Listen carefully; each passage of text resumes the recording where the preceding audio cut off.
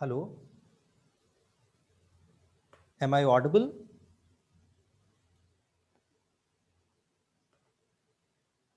Hello,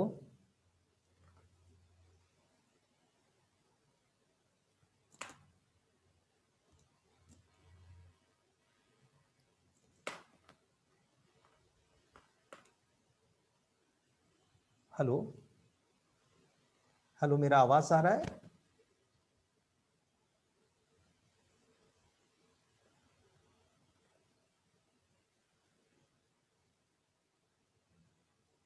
hello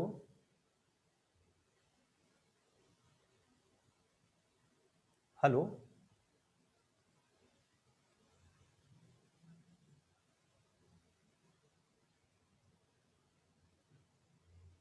hello hello, am I audible?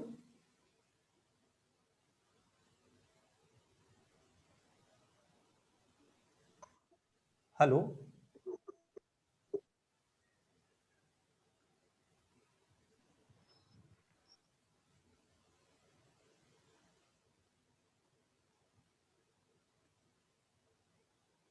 Hello, am I audible? Yes, sir. Okay, Yes, sir. चलो ठीक है, तो हम लोग स्टार्ट करते हैं। एक गर्ल और भी थी, पता नहीं क्या हुआ, कुछ उसको प्रॉब्लम। एक मिनट उसको भी देख लूँ मैं, क्या बात हुई है अभी तक।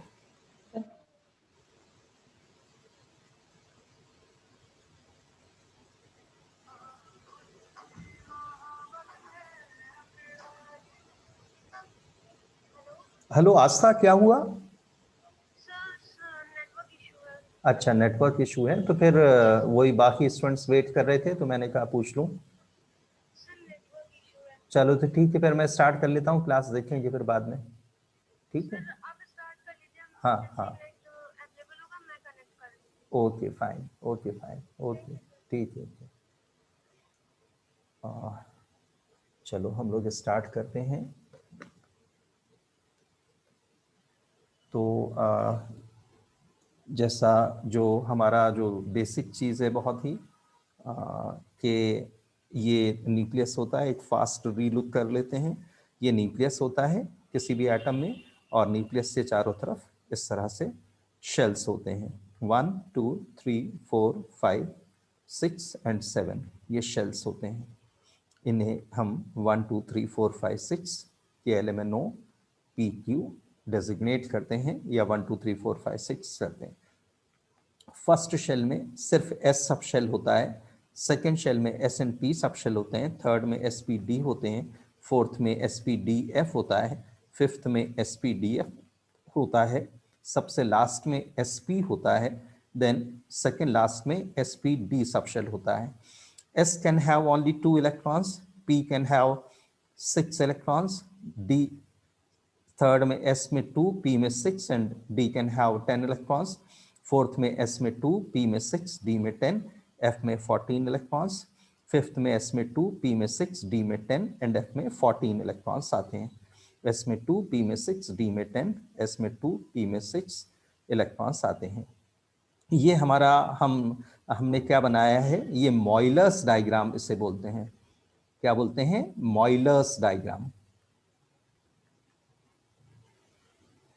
इस डायग्राम को हम मॉइलर्स डायग्राम बोलते हैं, और ये जो प्रिंसिपल है ये अबव प्रिंसिपल कहलाता है।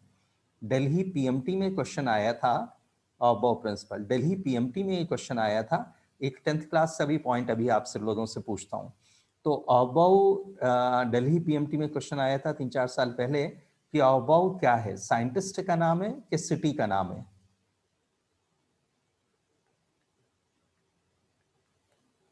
अबव क्या नाम है, सिटी का नाम है कि साइंटिस्ट का नाम है? Scientist होगा। अच्छा, above is a German word. Above is neither a name of city nor a name of scientist. It's a German word which means building up. जब हम मकान बनाते हैं तो दीवार बनाते हैं तो सबसे पहले ईंट कहाँ रखते हैं हम? सबसे नीचे। तो इसी तरह से इलेक्ट्रॉन सबसे पहले किस में जाता है? जिसकी एनर्जी सबसे कम होती है। इलेक्ट्रॉन सबसे पहले किस में जाता है? जिसकी एनर्जी सबसे कम होती है। देखो first shell, second shell, third shell, sorry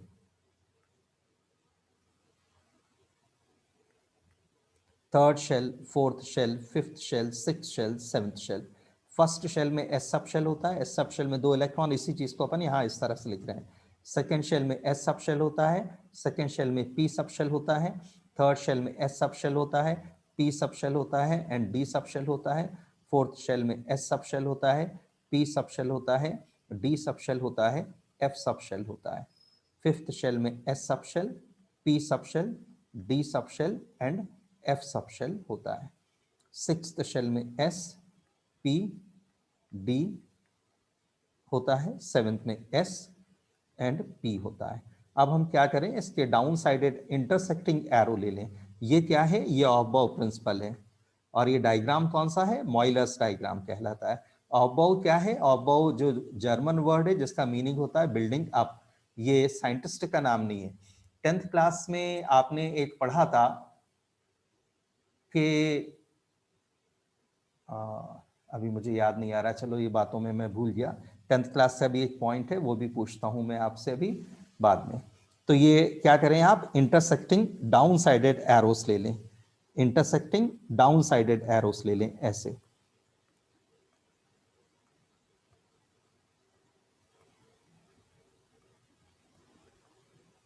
इस तरह से इंटरसेक्टिंग डाउन साइडेड एरोस ले लें। देखिए सबसे पहले क्या आया? 1s2 आया, उसके बाद क्या आया? 2s2 आया, उसके बाद क्या आया? नेक्स्ट एरो देखें 2p6 3s2, then next arrow देखें 3p6 4s2, then next arrow देखें 3d10 4p6 5s2, next arrow देखें 4d10 5p6 6s2, 4d10 5p6 4d10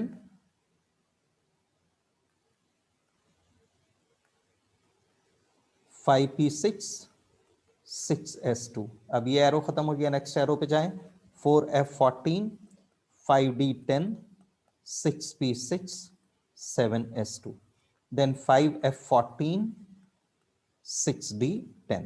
ये इस तरह से आ गया।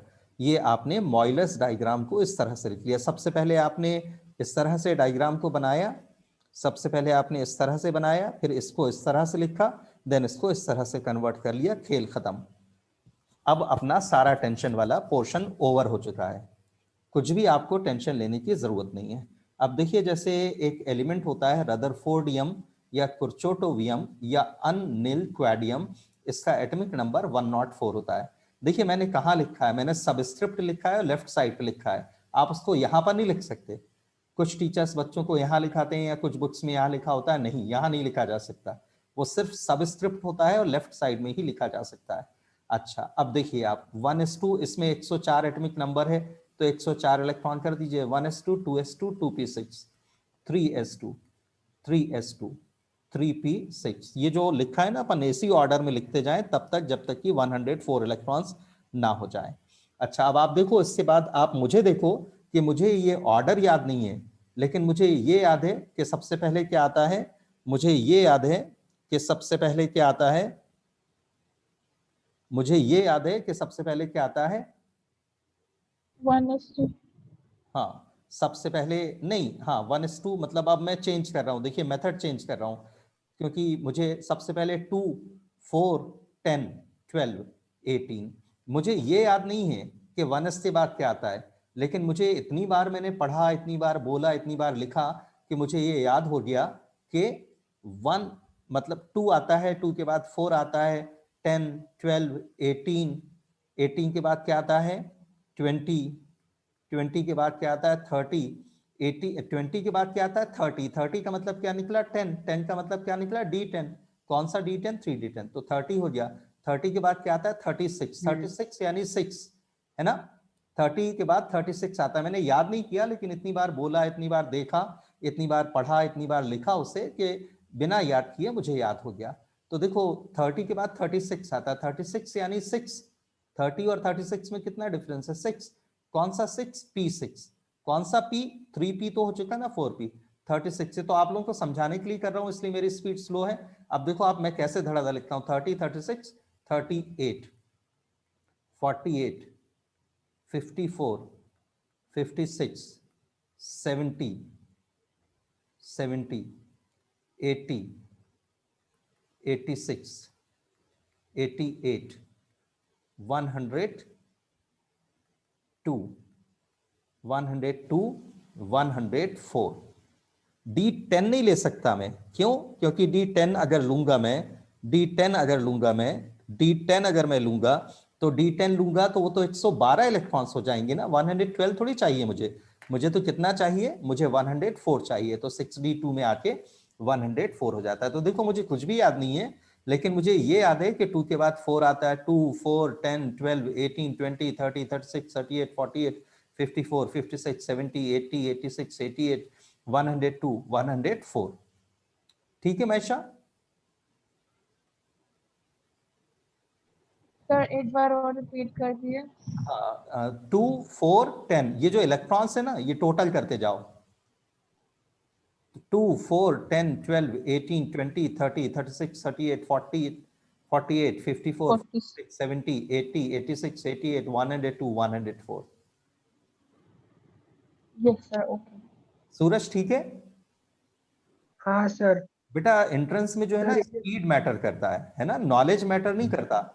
नॉलेज तो बहुत से बच्चों को होता है, लेकिन बेचारे सेलेक्ट नहीं हो पाते, क्योंकि जो स्पीड चाहिए ना, वो स्पीड नहीं होती। तो मैं, मेरी पढ़ाने का ढंग ऐसा ही है कि जिससे आप स्पीड को मेंटेन कर पाओ। हाँ सूरज क्या कह रहे थे? सर इलेक्ट्रॉन्स का एडिशन करना है ना? हाँ बस इलेक्ट्रॉन जोड़ते जाओ। अब अब देखो आप, और आगे काम देखो, ये पहला शेल है ना? इस पहले शेल में कितने इलेक्ट्रॉन्स है? 2। ये अपन 9 10th में ऐसे ही कॉन्फ़िगरेशन लिखते थे ना। ये दूसरा शेल है। हाँ। इस दूसरे शेल में कितने इलेक्ट्रॉन्स हैं? 8, है ना? ये तीसरा शेल है, देखो ये और ये तीनों तीसरे शेल है ना। 2, 6, 8, 10, 18। ये फोर्थ 18। शेल, 2, 8, 18, 32। ये फोर्थ शेल हो गया। फिफ्थ शेल देखो, 2, 8, 18, 32। ये फिफ्थ शेल हो गया। सिक्स शेल में देखो 2, 8, 10। सेवेंथ शेल में देखो 2। ठीक है सूरज? कुछ नहीं किया मैं, कुछ भी बाहर से नहीं पढ़ा रहा हूं, जो हाँ तुम्हें सर। आता है उसी के लिए नई तरह से मेथड बता रहा हूं। मैशा ठीक है? Yes sir. ठीक है, कुछ भी नया नहीं है जो अपन ने कल देखा या जो अपन ने पहले पढ़ा हुआ है। चीजें ये अपन 9 10th में करते थे, लेकिन 9 10th में अपन को रटना पड़ता था, और अपन 20 के बाद के एलिमेंट्स का नहीं कर सकते थे। लेकिन देखो अब अपनी मेथड ऐसी है कि आप किसी भी एलिमेंट का कर सकते हो। 2, 8, 18 आपको जब मैं करने को दूंगा ना, तो आप ये पॉइंट भी लिखना और ये पॉइंट भी लिखना। ये पहला पॉइंट है इलेक्ट्रॉनिक कॉन्फ़िगरेशन। ये पहला पॉइंट है इलेक्ट्रॉनिक कॉन्फ़िगरेशन। ये पहला पॉइंट है इलेक्ट्रॉनिक कॉन्फ़िगरेशन। ठीक है, ये पहला पॉइंट है इलेक्ट्रॉनिक कॉन्फ़िगरेशन। ठीक है, ये फर्स्ट पॉइंट अपन ने लिखा है इलेक्ट्रॉनिक कॉन्फ़िगरेशन।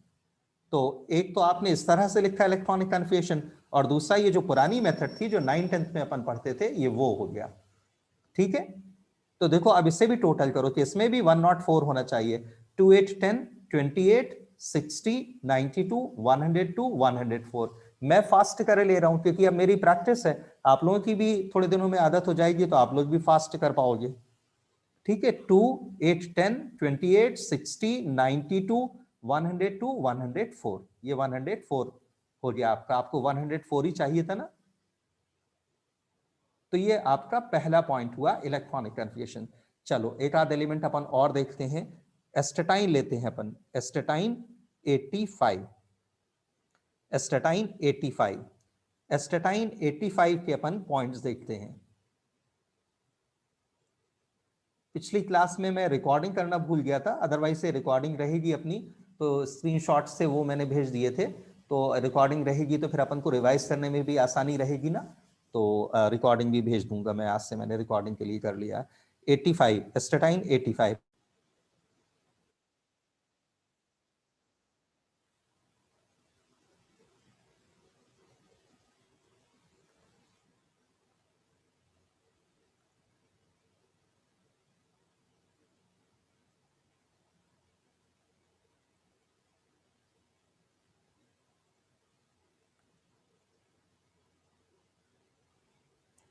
चलो स्क्रीन दिख रहा है?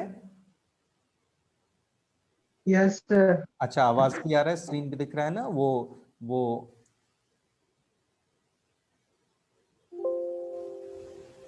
चलो तो हम लोग क्या कर रहे थे, एस्टेटाइन 85 का इलेक्ट्रॉनिक कन्फिगरेशन कर रहे थे। सबसे पहला पॉइंट, एस्टेटाइन 85 का इलेक्ट्रॉनिक कन्फिगरेशन। तो देखो 85 तक लेके जाना है, तो 1s2, 2s2, 2p6, 3s2, 3p6, 4s2, 3d10, 4p6, 5s2, वो जो पीछे आपने ऑर्डर लिखा सब उसी। अब इससे आगे देखो मुझे थोड़ी मुश्किल जा रही है, मुझे याद नहीं आ रहा। तो देखो 2, अरे भाई क्या हो रहा है, 2, 4, 10, 12, 18, 20, 30, 36, 38, 48, 48, 54, 56, 56, 70, 80, 85, 80 के बाद 85 ना, ये 80, 85 चाहिए ना अपने को, तो ये हो गया।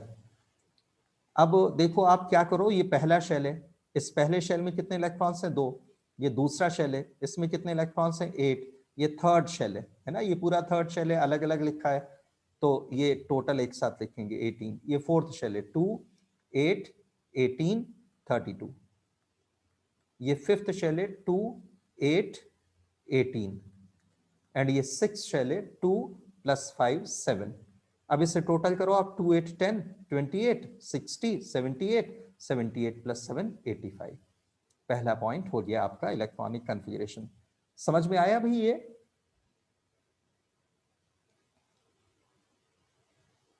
हेलो? Yes sir. ठीक है, समझ में आया ये? Yes sir. अच्छा, ये जो है ना यस अपन, सर। ये जो है अपन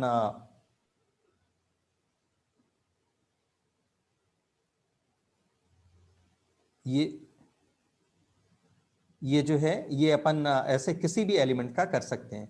तो अगर मुझे ये नहीं पता हो ना, एटॉमिक नंबर ना पता हो, तो फिर मैं कैसे करूंगा? तो इसलिए मुझे ये तो याद करना पड़ेगा, पीरियडिक टेबल तो आपको याद करना पड़ेगा, उसका कोई सोल्यूशन नहीं है, वो याद करना पड़ेगा।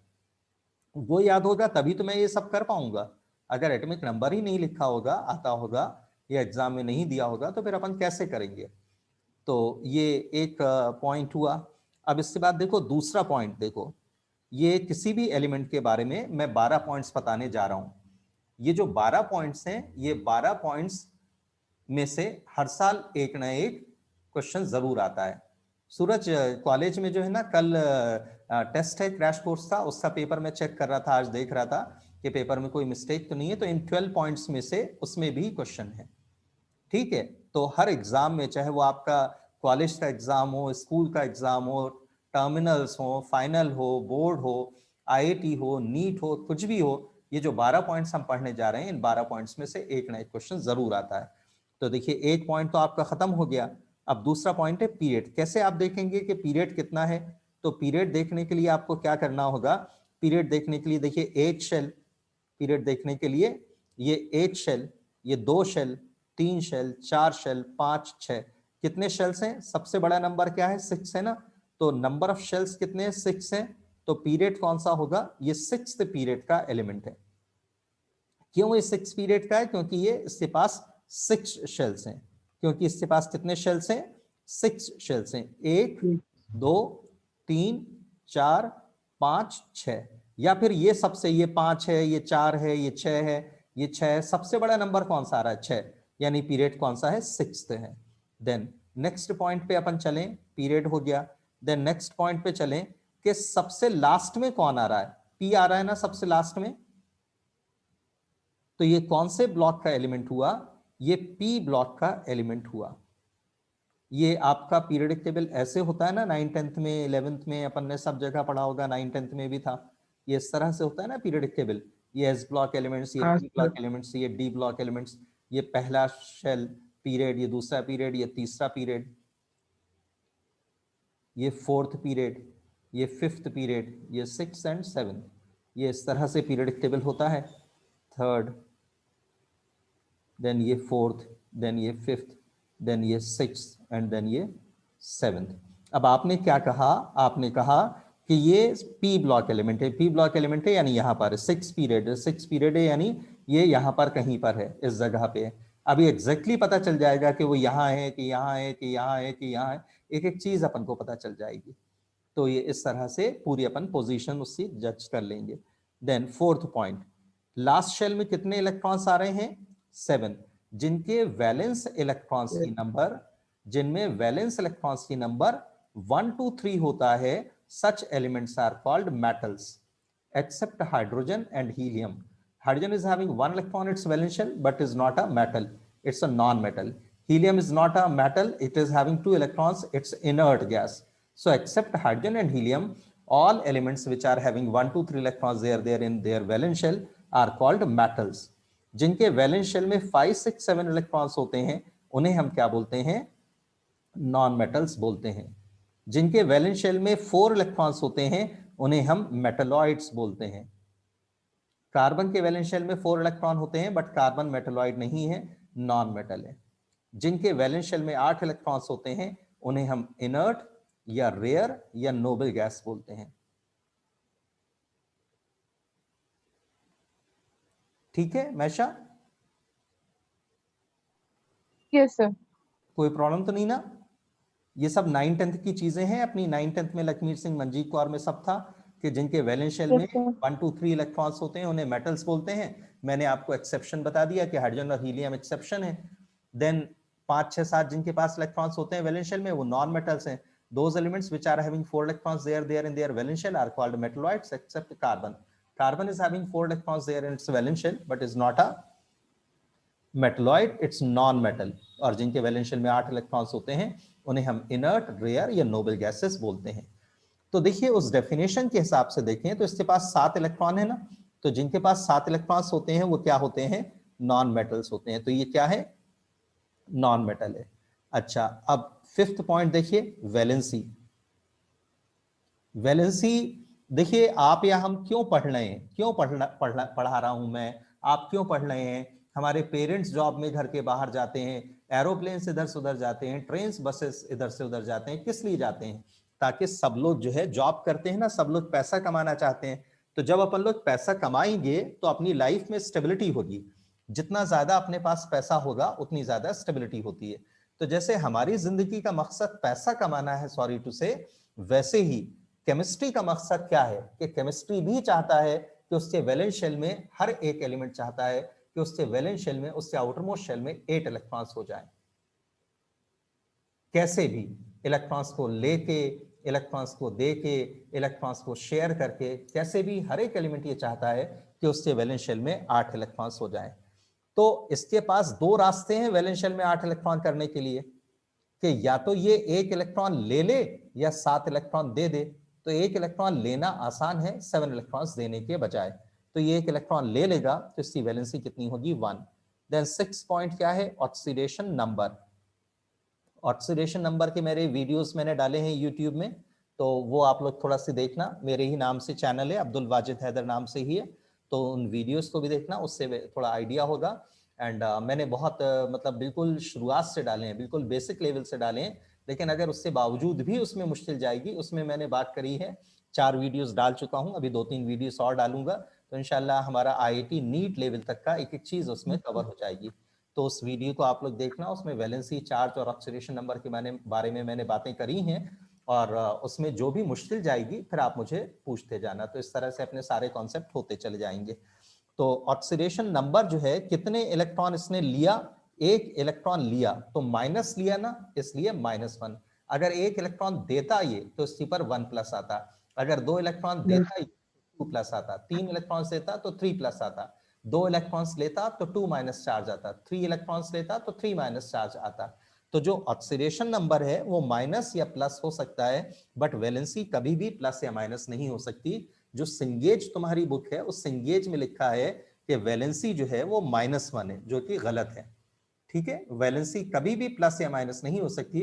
ये सब मैंने जो अपने YouTube के चैनल की वीडियो की बातें कर रहा हूं, उस वीडियो में भी ये सारी बातें मैंने करी हैं, तो वहां से देख के हम थोड़ा सी और गाइडेंस ले सकते हैं, तो और हमारा कॉन्सेप्ट क्लियर हो जाएगा। देन उससे बाद भी जो डाउट्स रहेंगी वो आप पूछ सकते हो। तो चलो, ऑक्सीडेशन नंबर हो गया 6। अब देखो मैंने एक बात करी थी, और ये सभी हम जानते हैं कि हमारे घर के बाहर किसका नाम लिखा रहता है, पापा का नाम लिखा रहता है। क्यों? हमारा नाम क्यों नहीं है, हमारी डोमेस्टिक हेल्प का नाम क्यों नहीं है? जबकि डोमेस्टिक हेल्प भी अगर हमारे घर में 2-4 दिन नहीं आए तो अपना घर पूरा उथल पुथल हो जाता है ना, पूरा डिस्टर्बेंस हो जाता है, पूरी मुश्किल हो जाती है, गंदगी हो जाती है, साफ सफाई अपन को करना पड़ता है, नहीं करें तो पूरा गंदा। तो इम्पॉर्टेंट तो इवन अपने घर में जो डोमेस्टिक हेल्प है वो भी है, सब लोग इम्पॉर्टेंट है, लेकिन पापा रिलेटिवली ज्यादा इंपॉर्टेंट है, इसलिए पापा का नाम रहता है। अब जो पिक्चर्स हैं, पिक्चर्स में अगर लाइटमैन ना हो, कैमरामैन ना हो, स्पॉट बॉयज ना हो तो मूवी बनेगी कैसी? क्योंकि यही लोग तो बेचारे सब लोग करते हैं, लेकिन इन लोगों का नाम थोड़ी होता है कहीं पर भी।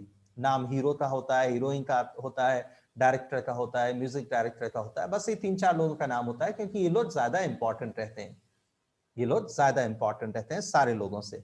तो जो एस ब्लॉक एलिमेंट्स रहते हैं, एस ब्लॉक एलिमेंट्स में सारे इलेक्ट्रॉन्स इंपॉर्टेंट है, लेकिन जो वैलेंस शेल के एस सब शेल में प्रेजेंट इलेक्ट्रॉन्स हैं वो सबसे ज्यादा इंपॉर्टेंट है। पी ब्लॉक एलिमेंट्स के केस में वैलेंस शेल के एस सब शेल में प्रेजेंट इलेक्ट्रॉन्स और वैलेंस शेल के पी सब शेल में प्रेजेंट इलेक्ट्रॉन सबसे ज्यादा इंपॉर्टेंट रोल प्ले करते हैं। ये फॉर्मूला आपको याद करना पड़ेगा और हर जगह पूरी केमिस्ट्री में ये फॉर्मूला काम आएगा। डी ब्लॉक एलिमेंट्स के केस में NS plus n-1d plus n-2 f, sorry n-2 f नहीं, valence s and penultimate d electrons, valence s and penultimate d electrons important role play करते हैं। ये f ब्लॉक होता है, ये कौन सा ब्लॉक है? ये f ब्लॉक है। तो जो f ब्लॉक के एलिमेंट्स होते हैं उनमें valence s, penultimate d, valence s, penultimate d और एंटी पेनल्टीमेट या pre penultimate f electrons properties के डिटर्मिनेशन में बहुत इंपॉर्टेंट रोल प्ले करते हैं। Valence s and penultimate d and anti penultimate f electrons properties के डिटर्मिनेशन में बहुत इंपॉर्टेंट रोल प्ले करते हैं। तो चारों का फॉर्मूला है, फॉर्मूला अपन याद रखें और हर जगह ही अपन को काम आएगा। अब देखिए आपने क्या कहा था, ये कौन से ब्लॉक का एलिमेंट है? पी ब्लॉक एलिमेंट है। तो पी ब्लॉक एलिमेंट का नेक्स्ट पॉइंट है बॉक्स या ऑर्बिटल इलेक्ट्रॉनिक कॉन्फ़िगरेशन। तो पी ब्लॉक एलिमेंट में क्या फॉर्मूला लगता है? NS plus NP, NS plus NP electrons formula लगता है। N का मतलब क्या है? N का मतलब है 1 2 3 4 5 6 शेल्स। N का मतलब क्या है? Number of shell. तो कितने शेल्स हैं? 1 2 3 4 5 6। तो NS की जगह पे क्या लिख देंगे? 6s एंड NP की जगह पे क्या लिख देंगे? 6p। तो 6s एंड 6p इलेक्ट्रॉन्स, ये देखिए ये 6s हो गया और ये 6p हो गया। कोई सा भी s हो, चाहे 1s हो, चाहे 5s हो, चाहे 4s हो, s में सिर्फ एक ऑर्बिटल होता है, उसको इस तरह से बनाते हैं। और जो p सब शेल होता है, चाहे 2p हो, 3p हो, 4p हो, 5p हो, 6p हो, कोई सा भी हो, p में तीन ऑर्बिटल्स होते हैं। अच्छा, अब इसके बाद देखो आप कि 6s में कितने इलेक्ट्रॉन्स लिखे हैं आपने? 2। 6p में कितने लिखे हैं? 5। तो 6s में 2 आ गए, एक क्लॉकवाइज स्पिन, एक एंटी क्लॉकवाइज स्पिन। 6p में 5 इलेक्ट्रॉन्स आते हैं, एक क्लॉकवाइज स्पिन, एक क्लॉकवाइज क्लॉकवाइज। देन देखो मेथड ध्यान रखो बेटा, ये सब चीजें काम आती हैं, सब रूल्स हैं जो आगे चल के अपन पढ़ेंगे, बातें करेंगे जिनके बारे में। ऐसा नहीं कि अपन ने पहले में 2 भर दिया और दूसरे में 1 भर दिया, 3 हो गए ना, अपन अपनी मर्जी से ऐसा नहीं कर सकते। पहले एक एक करके सब में भरा जाता है, ये सब रूल्स होते हैं। फिर उसके बाद 4 एंड ये 5, ये हो गए। तो 6s 6s2 6s 6s2 and 6p5। तो 6s2 6p5 हमने लिख दिया। अब 8th पॉइंट है, अब 8th पॉइंट है number of unpaired electrons. Number of unpaired electrons, number of unpaired electrons, देखो ये पेयर्ड है, ये पेयर्ड है, ये पेयर्ड है, ये इलेक्ट्रॉन अनपेयर्ड है। तो कितने इलेक्ट्रॉन्स अनपेयर्ड हैं? 1 इलेक्ट्रॉन, सिर्फ एक इलेक्ट्रॉन है जो कि अनपेयर्ड है। कितने इलेक्ट्रॉन्स अनपेयर्ड है? सिर्फ एक इलेक्ट्रॉन है जो कि अनपेयर्ड है, सिर्फ एक इलेक्ट्रॉन है जो कि अनपेयर्ड है। देन जिसके पास अनपेयर्ड इलेक्ट्रॉन्स प्रेजेंट होते हैं उसको टेम्पररी मैग्नेटाइज किया जा सकता है और वो क्या कहलाता है? पैरामैग्नेटिक। तो वो सभी एलिमेंट्स जिनको टेम्पररी मैग्नेटाइज किया जा सकता है वो पैरामैग्नेटिक कहलाते हैं। और किनको पैरामैग्नेटिक कर सकते हैं, किनको टेम्पररी मैग्नेटाइज कर सकते हैं? जिनके पास अनपेयर्ड इलेक्ट्रॉन्स प्रेजेंट होते हैं। Then 10th point, 10th point देखिए, मैग्नेटिक मोमेंट कैसे निकालेंगे? मैग्नेटिक मोमेंट जिनका होता है वो टेम्पररीली मैग्नेटाइज किए जा सकते हैं और वो पैरामैग्नेटिक कहलाते हैं। Paramagnetic moment is equal to होता है square root of eta into eta plus 2 BM। Square root of eta into eta plus 2 BM। Eta क्या है? Unpaired electrons. ईटा क्या है? Unpaired electrons. अब देखिए आप यहाँ पर ये पेयर्ड है, ये पेयर्ड है, ये पेयर्ड है। अनपेयर्ड कितना है? सिर्फ एक इलेक्ट्रॉन है जो कि अनपेयर्ड है। तो ईटा की जगह पर क्या आ गया? 1 into 1 plus 2 BM। 2 plus 1 3 into 1 3 root 3 BM। Root 3 BM यानी 1.732 BM यानी अप्रोक्सीमेटली 1.8 BM। BM क्या होता है? बोर मैग्नेटॉन, जो यूनिट होती है मैग्नेटिक मोमेंट की। बोर मैग्नेटॉन क्या होता है? बोर मैग्नेटॉन क्या होता है? यूनिट होता है मैग्नेटिक मोमेंट की।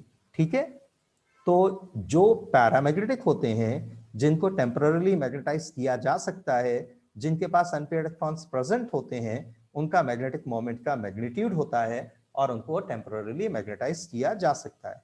तो जिनका मैग्नेटिक मोमेंट होता है वो पैरामैग्नेटिक होते हैं। अगर सारे इलेक्ट्रॉन्स पेयर्ड होते तो फिर मैग्नेटिक मोमेंट जीरो हो जाता और वो डाईमैग्नेटिक सब्सटेंस कहलाता है। आगे अपन देखेंगे, उसमें परेशान मत हो आप, अभी जितना मैं करा रहा हूं ये बहुत बड़ा टॉपिक है बेटा और बहुत इंपॉर्टेंट टॉपिक है। और ये आपके 11th क्लास और 12th क्लास दोनों के चैप्टर्स में से है। 11th क्लास से कौन से चैप्टर्स हैं? Atomic structure, then chemical bonding, periodic classification, H hydrogen, S block elements, P block elements. ये तो 11 के चैप्टर्स हो गए 6। अब 12th के चैप्टर्स चलिए। 12th के चैप्टर्स में P block elements, then D block elements, F block elements and coordination chemistry. तो टोटल जो है ना 9-10 चैप्टर में से ये पॉइंट्स मैंने लिए हैं और इन पर 1000 से ज्यादा क्वेश्चंस आपको मिलेंगे। और जैसा मैं बार बार कह रहा हूं कि हर साल एक नया क्वेश्चन इन 12 पॉइंट्स में से जरूर आता है। तो वही अपन करने जा रहे हैं। तो अभी इसमें बहुत टाइम लगेगा, बहुत सारी बातें होंगी इसमें, अभी बहुत सारे पॉइंट्स हैं, अभी जल्दी खत्म नहीं होगा ये। चलिए, और बिल्कुल जीरो से अपन पढ़ना है केमिस्ट्री कि अगर अपन जीरो भी हैं तो भी अपने को मुश्किल ना जाए। और वो जो दूसरी गर्ल है सर जिसकी हाँ नेटवर्क की इशू थी, वो गर्ल अगर 2-3 दिन के बाद, 2-4-6 दिन के बाद ज्वाइन करेगी तो फिर इसको मुश्किल जाएगी ये सब चीजें समझने में, क्योंकि अपन ये सब चीजें कर चुके होंगे। हाँ बोलो बेटा, क्या कह रहे थे? एक बार ये बॉक्स ऑर्बिटल वाला दोबारा बता दीजिए। अच्छा देखो, बॉक्स ऑर्बिटल की बैलेंस क्या वाला। करना होगा आपको? फॉर्मूला याद होना चाहिए। फॉर्मूला कैसे डिसाइड करोगे? इस ब्लॉक से डिसाइड करोगे कि पी ब्लॉक है कि एस ब्लॉक है कि डी है कि एफ है। एस के लिए ये फॉर्मूला है, पी के लिए ये फॉर्मूला है, डी के लिए ये फॉर्मूला है, एफ के लिए ये फॉर्मूला है। तो फॉर्मूले के हिसाब से लिख देंगे अपन। एनएस और एनपी लिखा, क्यों? क्योंकि ये पी ब्लॉक एलिमेंट था ना, तो पी ब्लॉक का फॉर्मूला होता है एनएस एंड एनपी। अच्छा, एन का मतलब क्या है? एन का मतलब है 1 2 3 4 5 6। तो NS यानी 6s, NP यानी 6p। तो 6s एंड 6p इलेक्ट्रॉन्स।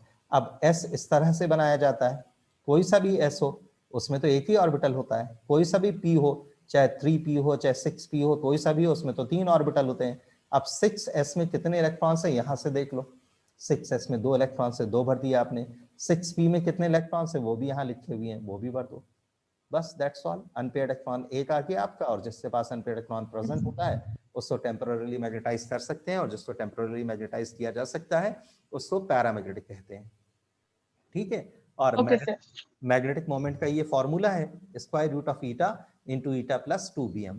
घर में भी जैसे बेटा अब मैं तो पढ़ा दूंगा, अब घर में भी आप लोग 2-4-6 एलिमेंट्स करना। ठीक है, और जब आप ये 2-4-6 एलिमेंट से 12 पॉइंट्स लिखोगे ना, तो देख के मत लिखना कि सर ने 12 कौन से पॉइंट्स दिए थे।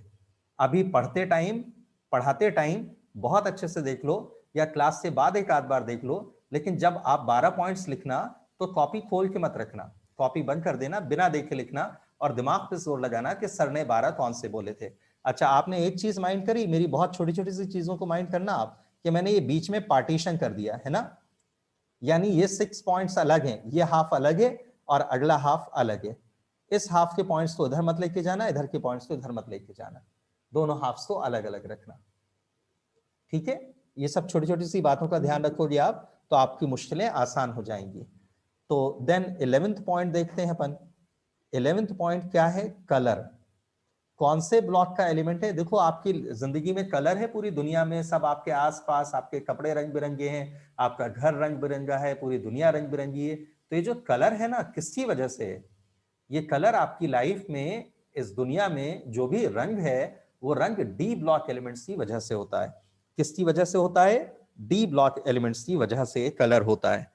तो खाली डी ब्लॉक एलिमेंट्स से, ये जो मेटल्स होती हैं आपकी, लाल, पीली, नीली, हरी, और जो प्रेशियस स्टोन्स होते हैं, कीमती पत्थर होते हैं, जो जवाहरात होते हैं, डायमंड्स होते हैं, ये सब रंग बिरंगे होते हैं ना, तो ये सब जो कलर होते हैं ना, वो उन मेटल्स में, उन स्टोन्स में, उन मटेरियल्स में डी ब्लॉक के एलिमेंट्स के होने की वजह से होते हैं।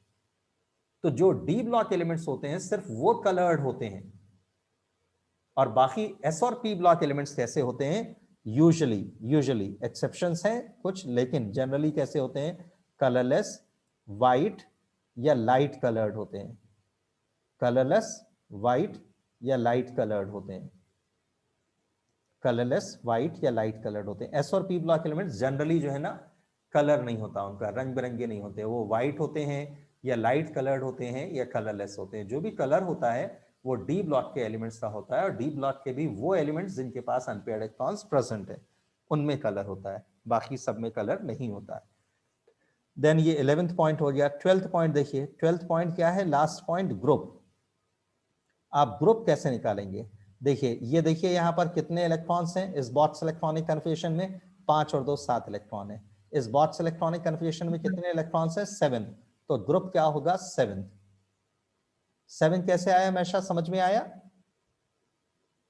Yes sir. बस ये काउंट करो आप, जो मैं कह रहा हूँ बस ब्लाइंडली वो करो, कुछ भी और किताब कॉपी दूसरे लोग क्या कहते हैं किसी चीज को फॉलो नहीं करना। इंशाल्लाह कभी हमें कहीं गाड़ी कभी नहीं अटकेगी। तो अब आप इस बॉक्स इलेक्ट्रॉनिक कन्फिगरेशन में देखो कि 2 इलेक्ट्रॉन्स ये हैं, 5 इलेक्ट्रॉन ये हैं, टोटल कितने हो गए? 7। तो ग्रुप क्या आया? 7th। तो अब भाई ग्रुप तो 7th ए भी होता है और 7th बी भी होता है। हमें कैसे पता चलेगा कि 7th ए है कि 7th बी है ना? ग्रुप तो 7th ए भी होता है और 7th बी भी होता है। तो हमेशा याद रखना कि एस ब्लॉक एलिमेंट्स का ग्रुप क्या होता है? ए हमेशा। और डी ब्लॉक एलिमेंट्स का ग्रुप क्या होता है? हमेशा बी। मैं किसी टीचर के ग्रुप में हूं, तो उस ग्रुप में टीचर्स कह रहे थे कि किताबों में, एनसीईआरटी में इस ए की जगह पर बी लिखा है, इस ए की जगह पर बी लिखा है और बी की जगह पर ए लिखा है, तो एनसीईआरटी ने प्रिंटिंग मिस्टेक करी है। नहीं, वो प्रिंटिंग मिस्टेक नहीं है, क्योंकि उन लोगों को, बेचारों को, सारे टीचर्स उनके हाँ में हाँ कर रहे थे कि हाँ भाई एनसीईआरटी ने इतना बड़ा ब्लंडर किया है। तो लेकिन ये ब्लंडर नहीं है। ए की जगह पे बी, ए की जगह पे बी और बी की जगह पे ए। ये जो सिस्टम है ना, ये वाला जो सिस्टम है, ये नॉर्थ अमेरिकन सिस्टम है। और ये जो हम कह रहे हैं ए बी ए, ये rest of the world system है। तो ये 2 डिफरेंट सिस्टम है, ये 2 डिफरेंट सिस्टम है। तो अभी जो अपनी बुक्स में लिखा होता है सब, वो rest of the world system लिखा होता है, तो अपन लोग वही सिस्टम फॉलो करेंगे, नॉर्थ अमेरिकन सिस्टम को नहीं देखेंगे। तो rest of the world system के हिसाब से ये पी ब्लॉक हुआ और ग्रुप क्या आया? ए। तो 7th ए ग्रुप लिखेंगे, 7th ए ग्रुप लिखेंगे हम। तो ये 12 पॉइंट्स इस तरह से इसके हुए। ठीक है, एक एलिमेंट और लूं? Yes sir. एक एलिमेंट और लेता हूं, यस सर। तो उसमें आपको और चीजें समझ में आ जाएंगी। कुर्चोटोवियम जो कर रहे थे ना अपन, कुर्चोटोवियम रशियंस ने कहा, कुर्चोटोवियम अमेरिकन ने कहा, रदरफोर्डियम, आईयूपीएसी ने कहा, चूंकि इसका एटॉमिक नंबर 104 है ना, तो यूनी यूनी निल निल क्वाडियम क्वाडियम, सो अन निल क्वाडियम। कुर्चोटोवियम, रदरफोर्डियम और आईयूपीएसी ने उसे बोला अन निल क्वाडियम। रशियंस ने कुर्चोटोवियम बोला, अमेरिकन ने रदरफोर्डियम बोला। तो इसका इलेक्ट्रॉनिक कन्फिगरेशन अपन सबसे पहले लिखते हैं। क्या आया था? 7s2 6d2। अब आप देखना कि जो मैंने पीछे स्क्रीन पे लिखा है ना, वो क्या था? 7s2 6d2 ही था, या आप खुद भी घर में लिख के देखना। क्यों मैंने ऐसे लिख दिया? मुझे कैसे पता चला कि मुझे क्या लिखना है और क्या नहीं लिखना? इसके बीच में 5f14 आता है, लेकिन मैंने 5f14 नहीं लिखा। क्यों नहीं लिखा 5f14, 7s2 5f14 6d2 क्यों नहीं लिखा? इसलिए नहीं लिखा क्योंकि ये मुझे पता है ये डी ब्लॉक एलिमेंट है, और डी ब्लॉक एलिमेंट में सिर्फ ns और n-1 डी इलेक्ट्रॉन्स लिखे जाते हैं। चलूं आगे? आप टैली कर लेना, और अगर सपोज करो नहीं समझ में आए तो कल पूछ लेना कि सर आपने ये कैसे लिख दिया था 7s2 6d2, हमने लिखा तो कुछ और आ रहा है। ठीक है, आप क्या बातें करोगे उससे मुझे आइडिया हो जाएगा और मैं उस हिसाब से चीजें आपको समझा दूंगा। बिल्कुल भी टेंस ना हो, बहुत आसान है केमिस्ट्री, बहुत आसान है, इतनी आसान है कि आपकी हिंदी इंग्लिश से ज्यादा आसान है, इतना इजी है केमिस्ट्री, बहुत इजी होता है। ठीक है, बहुत इजी होता है, लेकिन उसको पढ़ने का अपन को सही ढंग नहीं आता ना, इसलिए अपने को मुश्किलें जाती हैं। 9th-10th में जो चीजें आपने याद करी हैं, मैं उन चीजों को इतने एडवांस कराता और बिना याद करवाए आपको कराता। आप देखो ये भी तो मुझे याद नहीं है, लेकिन फिर भी मैंने लिखा। अब अगली चीज भी देखो मुझे याद नहीं है, फिर भी मैं लिखूंगा। पहले शेल में 2 इलेक्ट्रॉन्स, दूसरे में 8, तीसरे में 18, चौथे में 32, fifth is also having 32 electrons, 6 में कितने होते हैं और 7th में कितने होते हैं, यही वो क्वेश्चंस पूछते हैं और इसी में अपन को मुश्किल जाती है। अच्छा देखो ये 7th शेल है ना, तो ये 7th शेल में 2 इलेक्ट्रॉन्स आ गए। अब देखो 2 8 18 कितने हो गए, 28 28 60 92, 92 प्लस 2 कितना हो गया 94, 104 माइनस 94 कितना आया 10, तो 10 यहां पर आ गया। देखो मुझे कुछ भी याद नहीं है, लेकिन सब इस तरह से मैं मैथ्स की हेल्प से लिखा ले रहा हूं, याद करने की जरूरत ही नहीं है। मैंने खटाखट एकदम से 7s2 6d2 लिख दिया, क्योंकि इतनी बार पढ़ा है, देखा है, लिखा है, तो याद ही हो गया। तो आपको भी सब इसी तरह से चीजें याद हो जाएंगी। अब ये देखो 2 8 10 28 60 92 102 104, 104 इलेक्ट्रॉन्स हो गए, आपका पहला पॉइंट हो गया। ये भी आप जरूर लिखना, जो 9th-10th में अपन लिखते थे, बहुत हाई लेवल की केमिस्ट्री में ये पॉइंट भी काम आएगा। ऐसे तो लिखें ही लिखें, ऐसे भी लिखें। आप ऐसे मत लिखना घर में जब आप करना, तो आप वही 1s2 2s2 करके लिखना और देखना कि मेरा और आपका सेम आ रहा है कि नहीं, तो सेम ही आएगा। फिर जो बातें करना है वो अपन करेंगे। देन इसके बाद जो नेक्स्ट है वो क्या है कि पीरियड कितने शेल्स हैं। देखो सबसे बड़ा नंबर क्या है 7, सबसे बड़ा नंबर क्या है 7, तो 7th पीरियड और कंफर्म कर लो, 1 2 3 4 5 6 7, it is having 7 shells, so period will be 7th। कौन से पीरियड का एलिमेंट है ये 7th पीरियड। अच्छा अब सबसे लास्ट में इलेक्ट्रॉन देखो किस में जा रहा है, डी सब शेल में जा रहा है। सबसे लास्ट में इलेक्ट्रॉन कहां जा रहा है, डी सब शेल में। ये थोड़ी है सबसे लास्ट वाला, सबसे लास्ट में इसमें जा रहा है, तो 6d में जा रहा है। तो ये नहीं, कौन से ब्लॉक का एलिमेंट है हुआ ये, डी ब्लॉक एलिमेंट। क्यों, क्योंकि सबसे लास्ट में इलेक्ट्रॉन डी में जा रहा है, तो इलेक्ट्रॉन सबसे लास्ट में जिसमें जाता है उस ब्लॉक का वो एलिमेंट होता है। अच्छा डी ब्लॉक के जितने भी एलिमेंट्स होते हैं वो सब हैवी मेटल्स होते हैं। डी ब्लॉक के जितने भी एलिमेंट्स होते हैं, आंखें बंद करके क्या लिखना, हैवी मेटल्स। उनकी डेंसिटी बहुत ज्यादा होती है ना, इसलिए वो हैवी होते हैं, हाई डेंसिटी होती है, इसलिए उनको हैवी मेटल कहा जाता है। एल्यूमिनियम को हल्की मेटल, लाइट मेटल कहा जाता है, क्योंकि उसकी डेंसिटी कम होती है और वो डी ब्लॉक एलिमेंट नहीं है, पी ब्लॉक मेटल है।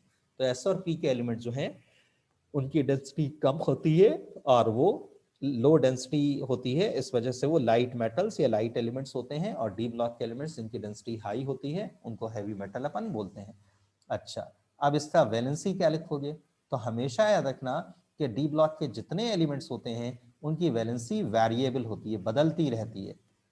देखो हाइड्रोजन की वैलेंसी कितनी होती है 1, सोडियम की कितनी होती है 1, मैग्नीशियम की कितनी होती है 2, एल्यूमिनियम की कितनी होती है 3, ऑक्सीजन की कितनी होती है 2, है ना। अब Cu की वैलेंसी पे आओ, Cu की वैलेंसी कितनी होती है 1 एंड 2, Ag की वैलेंसी कितनी होती है 1 एंड 2, Au की वैलेंसी कितनी होती है 1 एंड 3, Fe की वैलेंसी कितनी होती है 2 एंड 3, 2 एंड 3। ठीक है, तो मतलब सारे एलिमेंट जितने हैं ऑलमोस्ट सभी की वैलेंसी एक से ज्यादा तरह की होती है, इसे अपन क्या बोलते हैं, वेरिएबल वैलेंसी। डी ब्लॉक के एलिमेंट्स कैसी वैलेंसी शो करते हैं, वेरिएबल वैलेंसी शो करते हैं। इनका ऑक्सीडेशन नंबर कैसा होता है, इनका ऑक्सीडेशन नंबर भी वेरिएबल होता है, वेरिएबल ऑक्सीडेशन स्टेट शो करते हैं, वेरिएबल ऑक्सीडेशन स्टेट ये शो करते हैं। तो जो डी ब्लॉक के एलिमेंट्स हैं, आंखें बंद करके हमेशा क्या लिखना कि डी ब्लॉक के जितने एलिमेंट्स होते हैं, डी ब्लॉक के जितने एलिमेंट्स होते हैं उनकी वो हैवी मेटल होते हैं, उनकी वैलेंसी वेरिएबल होती है, उनकी ऑक्सीडेशन नंबर वेरिएबल होती है। ठीक है, 6 पॉइंट्स हो गया, फर्स्ट हाफ हो गया, ये फर्स्ट हाफ हो गया। अब सेकंड हाफ पे चलो, बचे हुए आधे 6 पॉइंट्स देखें। तो देखो ध्यान से देखो अब कि अगर वहां अपन को समझ में नहीं आया है ये, तो यहां पर समझ में आ जाए। 7th पॉइंट, बॉट्स या ऑर्बिटल इलेक्ट्रॉनिक कॉन्फ़िगरेशन, बॉट्स या ऑर्बिटल इलेक्ट्रॉनिक कॉन्फ़िगरेशन। कौन से ब्लॉक का एलिमेंट था? डी ब्लॉक एलिमेंट था। डी ब्लॉक के लिए फॉर्मूला क्या होगा? ns plus n minus one D. D के लिए फॉर्मूला क्या होगा? ns plus n minus one D electrons. n का मतलब क्या है? 1 2 3 4 5 6 7, सबसे बड़ी नंबर 7। n का मतलब क्या है? 7। तो ns का मतलब क्या निकला? 7s। अच्छा, 7 माइनस वन क्या आ गया? 6d। 6d, 7 माइनस वन क्या आया? 6d electrons. अब देखो, ये 7s हो गया और ये 6d हो गया। 7s हो गया, 6d हो गया, ये 7s और ये 6d। अब आप यहां देखो 7s में कितने इलेक्ट्रॉन है? साहब आपकी आंखों के सामने लिखा हुआ है, कुछ भी आपको याद रखने की जरूरत नहीं है। 7s में कितने इलेक्ट्रॉन्स हैं? 2 इलेक्ट्रॉन्स हैं। तो अपन यहाँ इलेक्ट्रॉन्स 2 इलेक्ट्रॉन्स लिखते हैं, क्लॉकवाइज एंटी क्लॉकवाइज। 6d में कितने इलेक्ट्रॉन्स हैं? 2 हैं, तो एक यहाँ पर और एक 2 यहाँ पर, है ना? 2 अनपेयर्ड इलेक्ट्रॉन्स हो गए। अब अगला पॉइंट क्या है? Number of unpaired electrons. Number of unpaired electrons, तो कितने अनपेयर्ड है? ये तो पेयर्ड है, ये 2 अनपेयर्ड है। सब कुछ आपकी आंखों के सामने लिखा है, कुछ भी याद नहीं रखना है आपको। अनपेयर्ड इलेक्ट्रॉन्स 2 हैं, और जिनके पास अनपेयर्ड इलेक्ट्रॉन्स प्रेजेंट होते हैं उन्हें टेम्पररी मैग्नेटाइज किया जा सकता है, और वो क्या कहलाते हैं? पैरामैग्नेटिक। जिनके पास अनपेयर्ड इलेक्ट्रॉन्स प्रेजेंट होते हैं उन्हें टेम्पररी मैग्नेटाइज किया जा सकता है, और वो क्या कहलाते हैं? पैरामैग्नेटिक। 10th पॉइंट है, 10th पॉइंट है next, magnetic moment. Magnetic moment, magnetic moment is equal to होता है square root of eta into eta plus 2 B M. Square root of eta into eta plus 2 B M. Eta क्या है? Unpaired electrons. Unpaired electrons कितने हैं? 2। तो ईटा की जगह पर 2 लिख दिया। 2 into square root of 2 into 2 plus 2 B M. 2 plus 2 4 आया, 4 टू ज़ा 8, रूट 8। रूट 9 कितना होता है? 3 होता है। रूट 9 कितना होता है? 3 होता है। तो रूट 8 ऑब्वियसली 3 से कम होगा, तो अप्रॉक्सीमेटली कितना होगा? 2.8 bm। कितना होगा? 2.8 bm। रूट 8 bm का मतलब क्या होगा? अप्रॉक्सीमेटली 2.8 bm होगा। ये 10th पॉइंट हुआ। 11th पॉइंट के कौन से ब्लॉक का एलिमेंट है? ये डी ब्लॉक एलिमेंट है। इसके पास अनपेयर्ड इलेक्ट्रॉन्स भी प्रेजेंट है ना, तो ये कैसा होगा? कलर्ड होगा। D block elements having unpaired electrons, D and F block elements having unpaired electrons will always be colored. D block and F block elements having unpaired electrons will always be colored. But if all electrons are paired, then D and F block elements will also be colorless, white or light colored, like as S and P block elements. तो D block elements और F block elements coloured सिर्फ तभी हो सकते हैं जबकि उनके पास unpaired electrons present हों। तो चूंकि ये डी ब्लॉक एलिमेंट है और इसके पास अनपेयर्ड इलेक्ट्रॉन्स भी प्रेजेंट है, that is why it is coloured. Then 12th last point, group. देखिए ग्रुप क्या होगा? मैंने आपको क्या बताया है कि आप बॉक्स इलेक्ट्रॉनिक कन्फिगरेशन देखें। इस बॉक्स इलेक्ट्रॉनिक कन्फिगरेशन में, इस बॉक्स इलेक्ट्रॉनिक कन्फिगरेशन में आप देखें, इस बॉक्स इलेक्ट्रॉनिक कन्फिगरेशन देखें आप कि कितने इलेक्ट्रॉन्स हैं? 2 और 2 4। तो ग्रुप क्या आएगा? फोर्थ। ग्रुप क्या आएगा? फोर्थ। अब ये डी ब्लॉक एलिमेंट है और डी ब्लॉक एलिमेंट का ग्रुप क्या होता है? बी। तो फोर्थ बी, फोर्थ ए नहीं, फोर्थ बी। ए जो है, 4B हाँ, ए जो है वो S and P block elements का होता है, और जो बी है वो डी ब्लॉक एलिमेंट्स का होता है। S and P block elements का ग्रुप हमेशा ए होता है एंड डी ब्लॉक एलिमेंट्स का ग्रुप हमेशा बी होता है।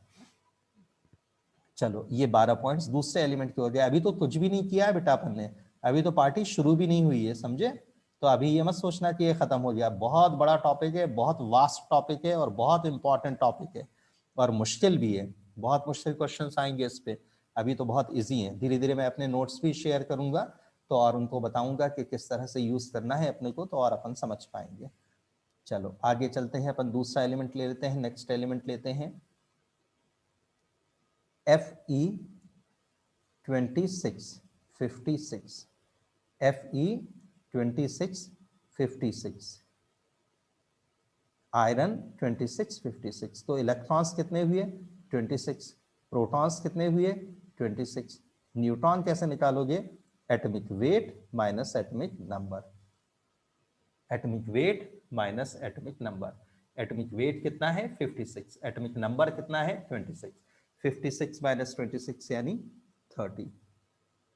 ये भी सब चीजें अपने को आना चाहिए कि किसके पास कितने इलेक्ट्रॉन है, किसके पास इलेक्ट्रॉन ज़्यादा है, किसके पास इलेक्ट्रॉन कम है, ये सब चीज़ें भी। न्यूट्रॉन किसके पास ज़्यादा है, कितने हैं, 20 हैं, 25 हैं, 50 हैं, ये सब चीज़ें भी। अच्छा, अब इसका इलेक्ट्रॉनिक कन्फिगरेशन अपन देखते हैं।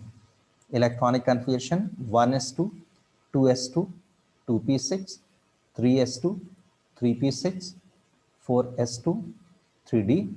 देखें कितने इलेक्ट्रॉन्स हो गए, 2, 4, 10, 12, 18, 20, 6 और चाहिए तो 26 हो गया। अब देखें ये पहला शेल है, पहले शेल में कितने हैं 2, ये दूसरा शेल है कितने हैं 8, ये थर्ड शेल है, इस थर्ड शेल में कितने हैं 8 + 6 14, और ये फोर्थ शेल है, इस फोर्थ शेल में कितने इलेक्ट्रॉन्स हैं 2 इलेक्ट्रॉन्स हैं। तो देखो 2, 8, 10 हो गए, 10 + 14 24, 24 + 2 26, 26 हो गए। अब सेकेंड पॉइंट क्या है, पीरियड। ये सेकेंड पॉइंट क्या है, पीरियड। 1, 2, 3, 4, सबसे बड़ा नंबर कौन सा है, ये है, तो सबसे बड़ा नंबर ये है, तो इसलिए पीरियड क्या होगा 4th। और फिर नंबर ऑफ शेल्स भी गिन लो, 1, 2, 3, 4 शेल्स, तो 4th पीरियड। थर्ड, ये सबसे लास्ट में किसमें इलेक्ट्रॉन जा रहा है, डी सब शेल में, तो कौन से ब्लॉक का एलिमेंट हुआ ये, D block D element. Block. और डी ब्लॉक के जितने एलिमेंट्स होते हैं वो सब क्या होते हैं, हैवी मेटल होते हैं। डी ब्लॉक के जितने एलिमेंट्स होते हैं उनकी वैलेंसी वेरिएबल होती है। कैसी वैलेंसी होती है, वेरिएबल वैलेंसी होती है। और डी ब्लॉक के वेरिएबल जितने एलिमेंट्स होते हैं उनकी ऑक्सीडेशन नंबर कैसी होती है, उनकी ऑक्सीडेशन नंबर वेरिएबल। मैं वजह भी आगे बताऊंगा बेटा कि क्यों वेरिएबल, वेरिएबल के मायने क्या हैं, ठीक है, वो सब चीजें बताऊंगा, किस्तों में सब काम होगा। ऑक्सीडेशन नंबर भी कैसी रहती है, वेरिएबल रहती है। सब क्वेश्चंस हैं जो आते हैं, ऑक्सीडेशन नंबर भी डी ब्लॉक कभी भी आए तो एक तो डी ब्लॉक हो गया, दूसरा हैवी मेटल हो गया, तीसरा वेरिएबल वैलेंसी हो गया, चौथा ऑक्सीडेशन नंबर वेरिएबल हो गया। ये 4 पॉइंट्स तो बिल्कुल एज इट इज अपन को छाप देने हैं। और आगे अपन पढ़ेंगे कि इसका वजह क्या होता है, मीनिंग क्या है ये वेरिएबल वैलेंसी का, और क्यों डी में क्यों होता है, एस और पी में क्यों नहीं होता, ये सब बातें अपन करेंगे। लेकिन इस बीच में आप ये जितनी चीजें मैंने पढ़ाई ये सब कर लो, तो जो अगली बात मैं बताऊंगा वो आपको 1 सेकंड में समझ में आ जाएगी, याद रह जाएगी। देन 7th पॉइंट देखो, बॉक्स या ऑर्बिटल इलेक्ट्रॉनिक कन्फिगरेशन। ये आप ये भी मत देखना कि 7th पॉइंट क्या है, जितना देखना है आप जब करने बैठो उससे पहले देख लेना, आधे घंटे, 1 घंटे, 4 घंटे अच्छे से देख लेना। लेकिन जब करने बैठो तो फिर कुछ मत देखना, फिर बार बार कॉपी खोल खोल के मत देखना कि 7th पॉइंट कौन सा था, 10th पॉइंट कौन सा था, 9th कौन सा था, ऐसे मत करना। तो बॉक्स या orbital electronic configuration, D block element है, डी का फॉर्मूला क्या होता है, ns + n-1 d electron, ns + n-1 d electrons, ns + n-1 d electrons. n का मतलब क्या है, n का मतलब है 1, 2, 3, 4, ns यानी 4s, 4 - 1 यानी 3d, 4s + 3d इलेक्ट्रॉन। ये आपका 4s हो गया और ये आपका 3d हो गया, ये 4s हो गया, ये 3d हो गया। 4s में कितने इलेक्ट्रॉन्स हैं, 2 इलेक्ट्रॉन्स हैं, तो वो 2 इलेक्ट्रॉन्स एक क्लॉकवाइज, एक एंटी क्लॉकवाइज।